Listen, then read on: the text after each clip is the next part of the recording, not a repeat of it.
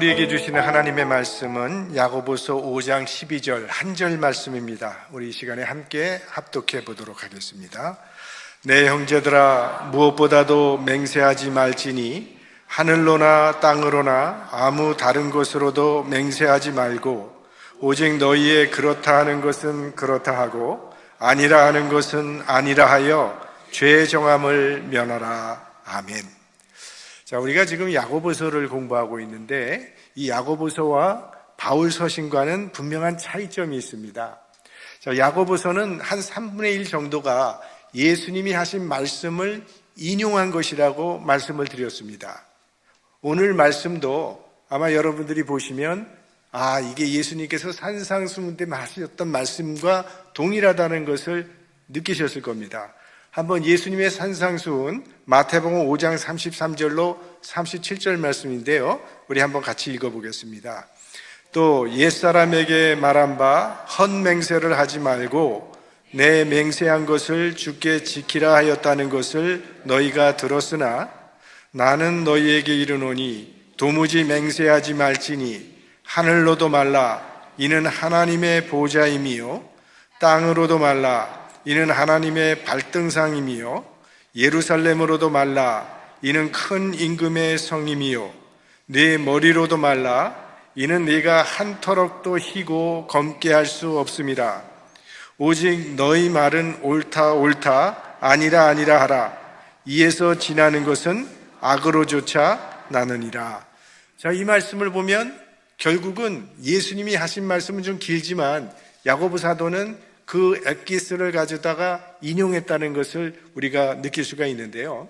이 야고보서에 예수님의 말씀이 이렇게 많이 인용되고 있는 것은 당연히 야고보는 예수님의 친동생으로 예수님과 가장 많은 시간을 보낸 사람이기 때문입니다.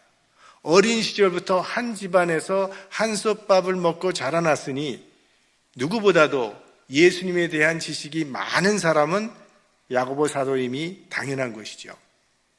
자, 성경에는 예수님의 어린 시절에 대한 기록이 거의 없습니다. 그런데 누가복음에 보면 예수님이 12살 나던 때에 있었던 일이 기록되어 있죠.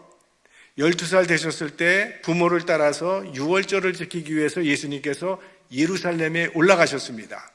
그리고 절기를 잘 마치고 집으로 돌아가는 길에 보니까 예수님이 없었어요.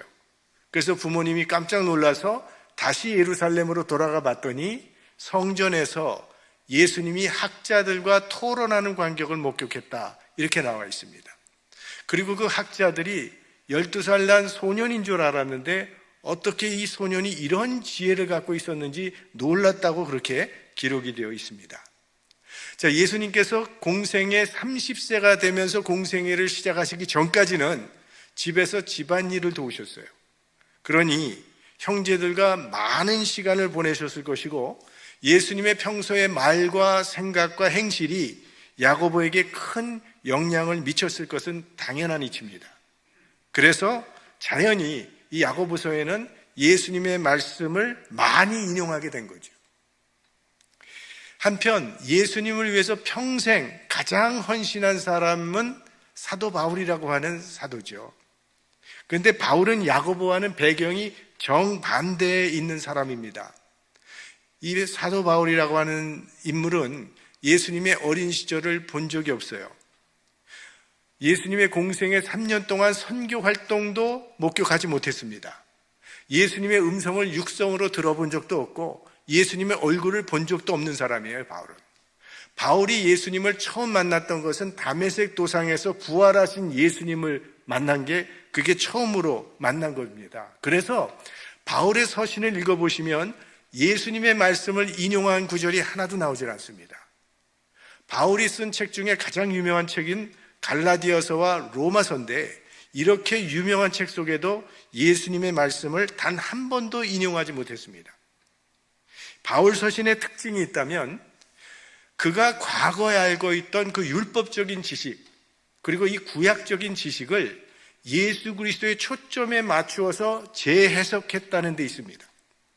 그러니까 구약을 해석하는 데 있어서 예수 그리스도를 통해서 구약을 해석하는 바울 신학을 정립한 사람이 사도 바울이에요.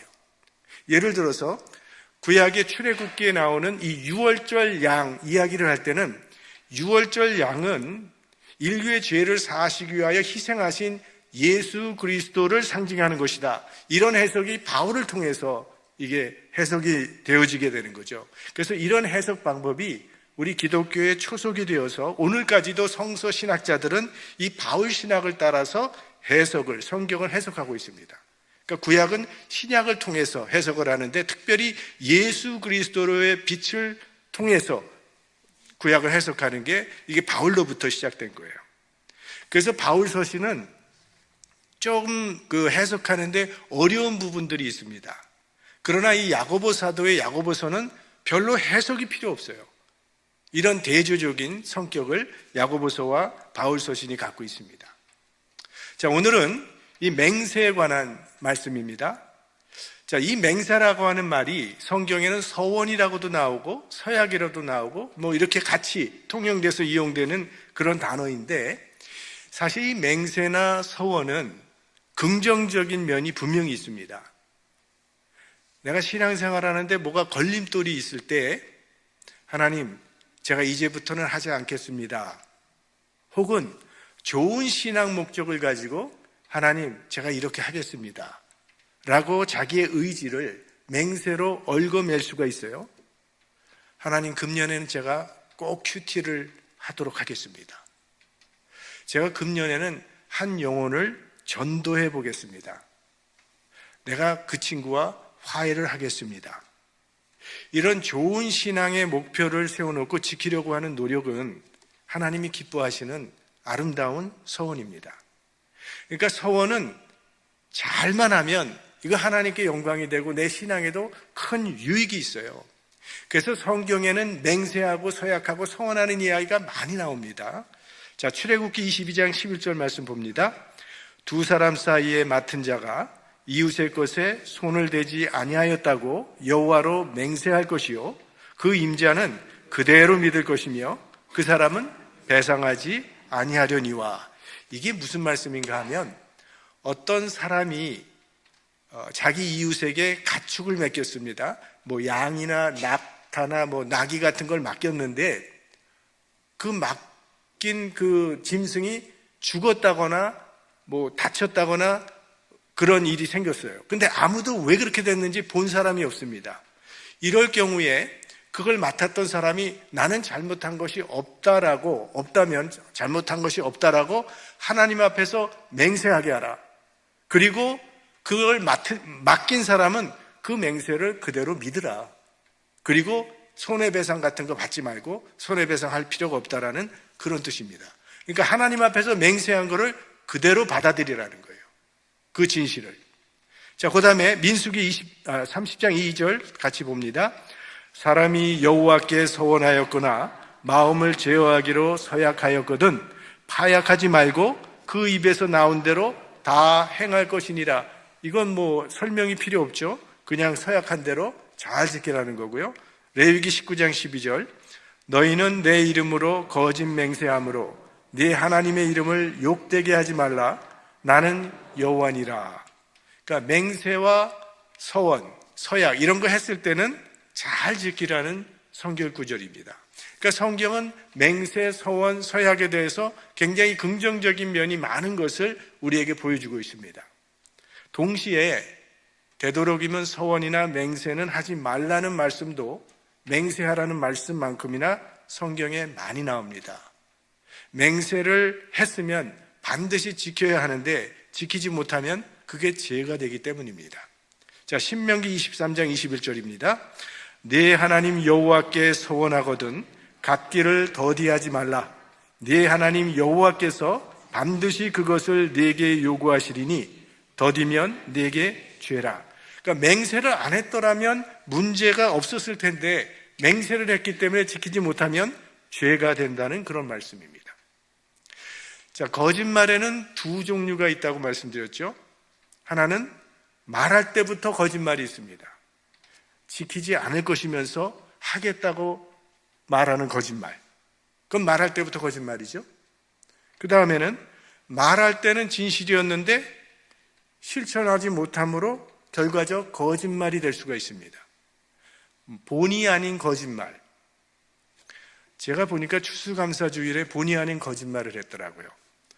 아보카도 나무에 열매가 없어서 금년엔 드리지 못한다고 했는데 나중에 들어보니까 열렸대요. 근데 작년만큼은 열리지 않고 공사 때문에 조금 열렸기 때문에 어느 정도가 될지는 모르겠는데 따보면 알 것 같아요.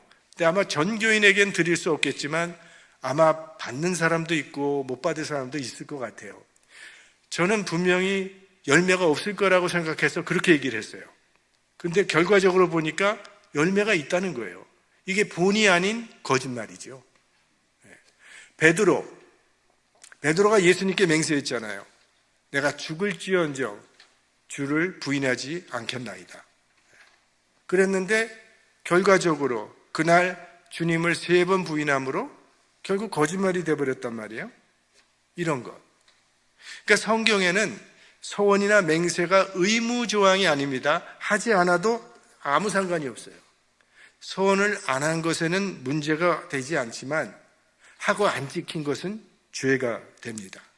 그러므로 가능한 한 맹세를 적게 하고 그러나 맹세했다면 반드시 지켜야 한다는 그것이 이제 성경이 우리에게 주는 교훈인데요. 링컨 대통령이 이거에 대해서 아주 현명한 말을 했습니다. 지금도 그렇지만 한 정당이 주도권을 갖고 있으면 다른 정당이 자꾸 비판을 하잖아요. 링컨 대통령이 대통령 시절에 반대파에서 많이 공격을 했습니다. 근데 주로 뭘 공격했냐 하면 당신은 도대체 정책이 없지 않소. 도대체 뭘 하겠다는 거예요. 그때 링컨 대통령의 대답은 정책 없는 것이 내 정책이요. 그러나 나는 최선을 다하겠소. 이렇게 얘기를 했어요. 미국 대통령 중에 국민적인 약속을 가장 적게 한 사람이 링컨 대통령이고 동시에 가장 큰 업적을 남긴 사람도 링컨 대통령입니다. 우린 많은 정치가들의 선거 공약에 대해서 많은 경험을 가지고 있죠.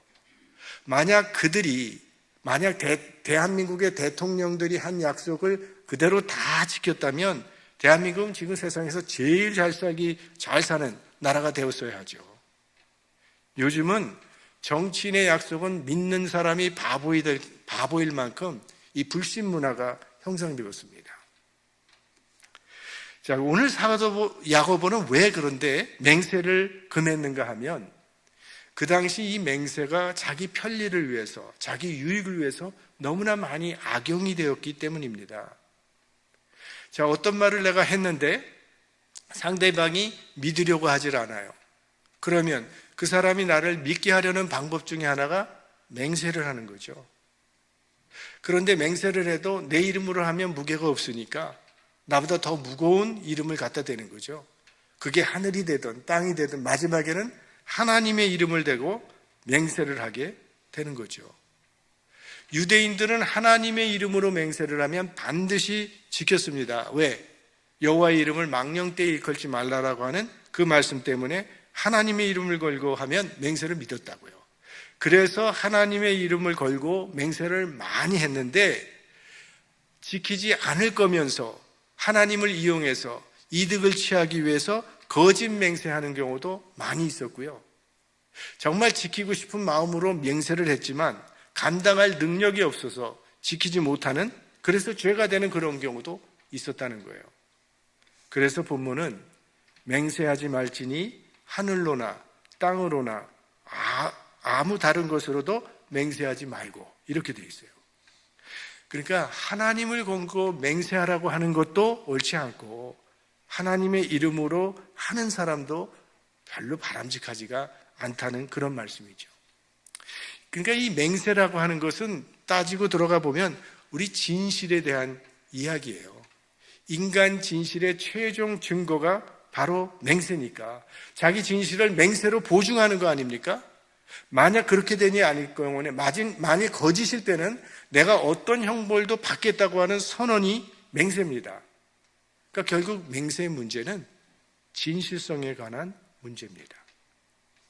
우리 그리스도인은 맹세가 필요 없도록 말과 행실이 진실해야 한다는 거예요. 맹세를 하든 안 하든 약속은 반드시 지키는 그런 그리스도인이 되어야 합니다.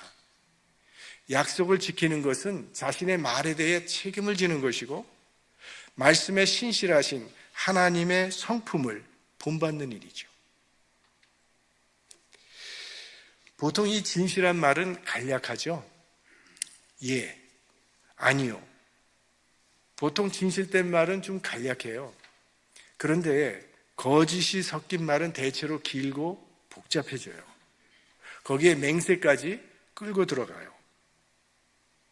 우리는 진실한 말을 하는 것으로 거기서 끝내야 해요. 순교자들이 생각해 보면 자신들의 말에 진실하고자 자기 생명을 버린 사람들이거든요. 순교자들은. 이 서머나 교회에 폴리캅이라고 하는 감독이 있었습니다. 이 폴리캅 감독은 사도 요한의 제자였어요. 그런데 결국 그때 소아시아에 이제 핍박이 가해지기 때문에 폴리캅 감독도 잡혀서 이제 화형에 처하게 되는데 그 폴리캅 감독의 인격과 그 사람의 진실함과 그 사람의 삶을 아는 사람들이 너무나 이 폴리캅 감독이 화형당하는 것에 대해서 안타깝게 생각을 했습니다.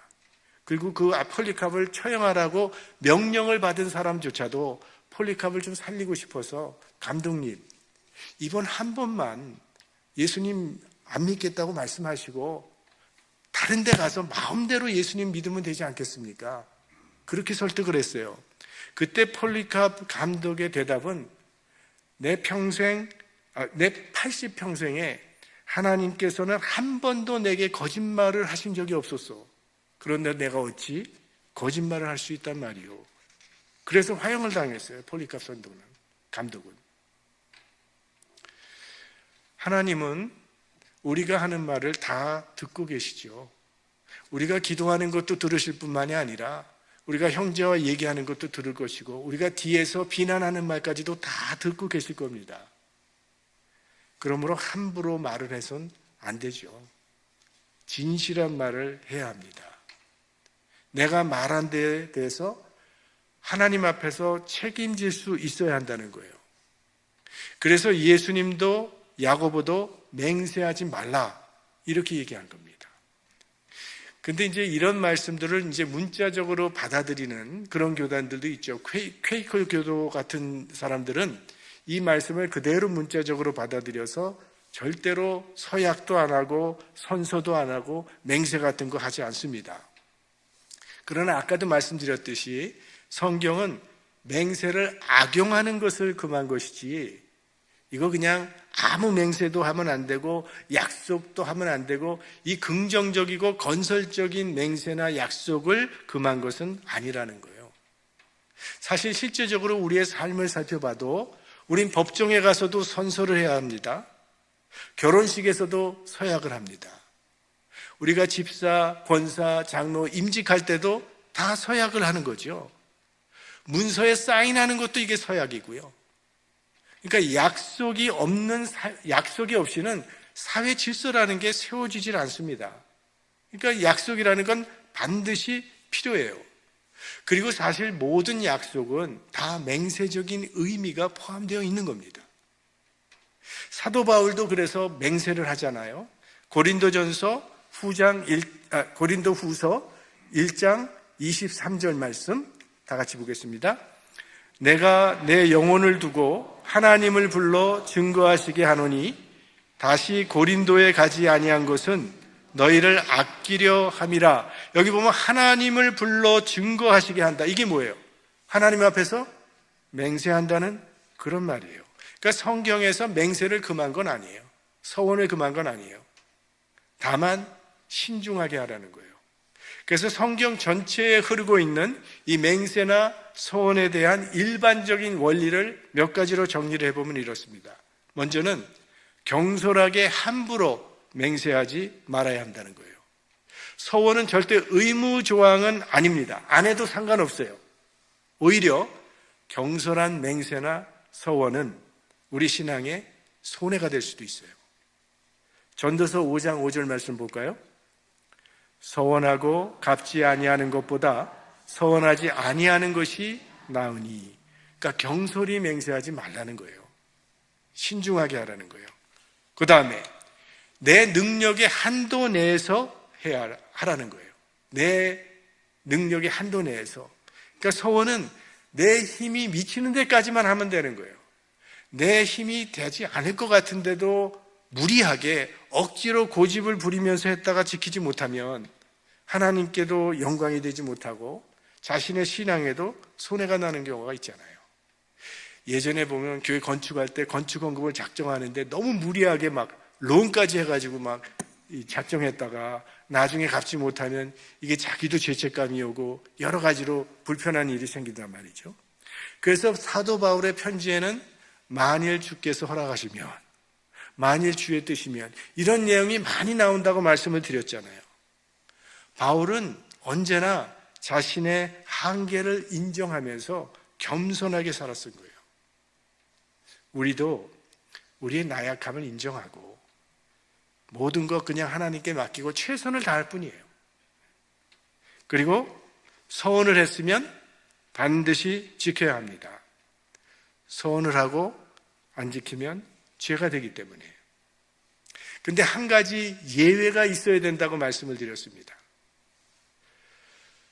내 서원이 내 이웃에게 피해가 가는 일이라면 그 서원은 하지 말아야 합니다. 그게 바로 사사기에 나오는 입다라고 하는 사사가 나오죠. 사사기에. 그 입다가 전쟁에 나가면서 하나님께 기도를 하잖아요. 서원을 하잖아요. 하나님, 저를 하여금 이 전쟁에서 이기게 해주시면 내가 돌아오는 길에 나를 맞으러 나온 그 사람을 번제물로 하나님께 드리겠습니다 라고 서원을 했어요. 그리고 전쟁에 나갔는데 정말 승리를 했습니다.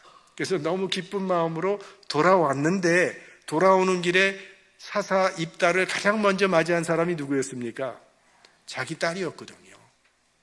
그러니까 입다가 옷을 찢으면서 슬피 울지 않습니까? 왜 하필이면 네가 나를 맞으러 나왔느냐고. 그렇게 슬퍼하면서도 그러나 이건 하나님께 소원한 것이기 때문에 반드시 지켜야 된다 그래서 그 딸을 번제물로 하나님께 바치는 이야기가 나왔어요. 이거 서원을 지켰으니까 잘한 걸까요? 입다의 서원은 처음부터 잘못된 겁니다. 잘못된 것을 지키는 것은 더 잘못하는 거예요. 하나님은 사람을 번제로 바치는 것을 금하셨어요. 스펄전 목사님은 이런 얘기를 했습니다. 잘못된 서원은 지키는 것보다 깨는 것이 훨씬 좋다 이렇게 말했어요. 예를 들어서 어떤 사람이 내가 저 사람을 죽여야 되겠다고 서원을 했다고 생각해 보세요. 이 살인이라는 자체가 본질적으로 죄예요. 그런데 그 서원을 지키겠다고 정말 그 서원을 행하는 것은 죄가 배나 더 크게 된다는 거죠. 입다가 하나님께 서원을 했지만 그 서원을 깨는 것은 물론 죄죠. 하지만 하나님께 서원했기 때문에 사람을 번제로 바치는 것을 그대로 드린 것은 더 큰 죄가 된다는 거예요.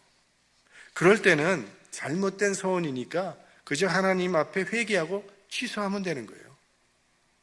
잘못된 서원을 끝까지 고집하는 것은 더 큰 죄가 된다는 겁니다. 예전에 한 집사님이 저를 찾아오신 적이 있어요. 굉장한 고민거리를 가지고 찾아오셨는데 참 신실하신 집사님이세요. 근데 이분이 학생 시절에 어느 집회에 참석했다가 너무 은혜를 받아서 목사 되기로 서원을 했던 거예요.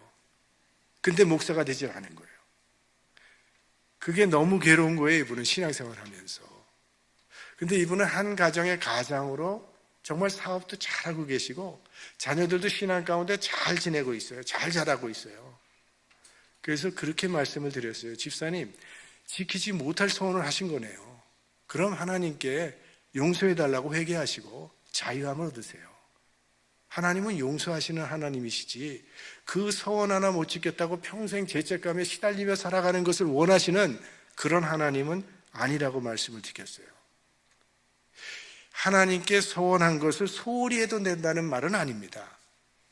서원은 신중하게 하고 무겁게 지키는 것이 합당합니다.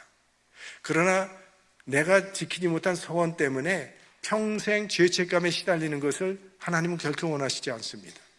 거기서는 자유함을 얻어야 돼요. 그때 필요한 것이 회개죠. 자, 야고보는 너희의 그렇다 하는 것은 그렇다 하고 아니라 하는 것은 아니라 하여 죄의 정함을 면하라 이렇게 얘기했어요. 그러니까 무엇이든지 지나치게 하지 말고 내 분량대로 판단을 해서 일 처리를 하되 하나님의 이름을 걸고 맹세까지 하는 일은 하지 말아라.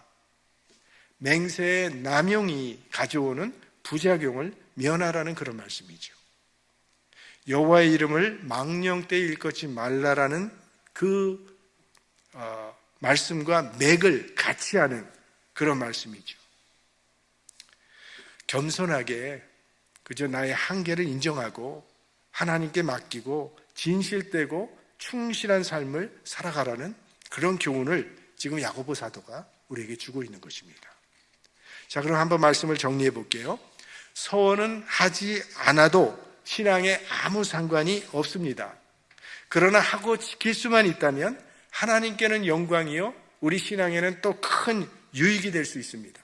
그러니까 평생 두고두고 생각해도 참 잘했다는 기쁨이 있는 그런 서원을 할 수 있다면 그게 제일 좋은 거죠. 사실 우리는 너무 약아서 하나님 앞에 서원을 전혀 안 하고 살아가는 것이 문제죠. 서원을 많이 하는 게 문제가 아니라 약속을 하면 지켜야 되니까 그 부담감이 싫어서 아예 약속도 하지 아니하고 부담 없이 살기를 원하는 게 우리들의 마음이에요. 하지만 신앙 성장을 위해서는 어느 정도는 자신의 영혼을 서원에 얽어매는 것도 필요하다는 거예요. 자, 우린 다 크리스천이 됐습니다. 이 크리스천이라고 하는 것도 하나님과 우리와의 약속이에요. 나는 그리스도인이라고 하는 건 나는 이제 그리스도를 따라가는 사람이 되겠다고 하는 서약이죠. 그리고 이 약속을 지키기 위해서 우린 나름대로 희생을 치르고 있는 거죠. 지금 여러분 예배 드리러 왔는데 시간적으로 예배 드리는 시간만 따져도 꽤 되는 겁니다. 예배만 드립니까? 이 중엔 또 봉사자들이 얼마나 많습니까? 직분자가 돼서 봉사 열심히 하죠. 근데 봉사하다 보면 또 시험을 받아요. 그래서 마음이 아프단 말이죠. 또 물질적으로는 어떻습니까? 헌금을 따져보세요. 상당한 액수죠. 또 생활에 받는 제약이 얼마나 많아요. 내가 그리스도인이 아니었다면 자유롭게 살 수 있는, 얼마든지 할 수 있는 그런 일들도 그리스도인이기 때문에 제약을 받죠. 생각하게 되죠. 믿기 때문에 신경 써야 할 일이 상당히 많습니다. 자, 이런 희생은 우리가 얼마든지 피할 수 있죠. 안 하면 되는 거죠. 그러나 우리는 나름대로 하나님과 맺은 그 서약을 지키기 위해서 지금도 노력하고 있고 나를 부인하고 하나님의 뜻을 따라 살기 위해서 애쓰며 노력하고 있는 거죠. 그래서 오늘 저녁에도 여러분 피곤한 몸을 이끌고 하나님의 전에 이 시간에 나온 거 아닙니까? 하나님과 맺은 서약에 신실하고자 애쓰는 우리의 마음을 하나님께서는 기뻐 받으실 줄 믿습니다. 여러분, 하나님 백성됨의 이 서약, 일생 신실하게 이행하는 하나님의 사람들이 되시기를 주의 이름으로 축원합니다.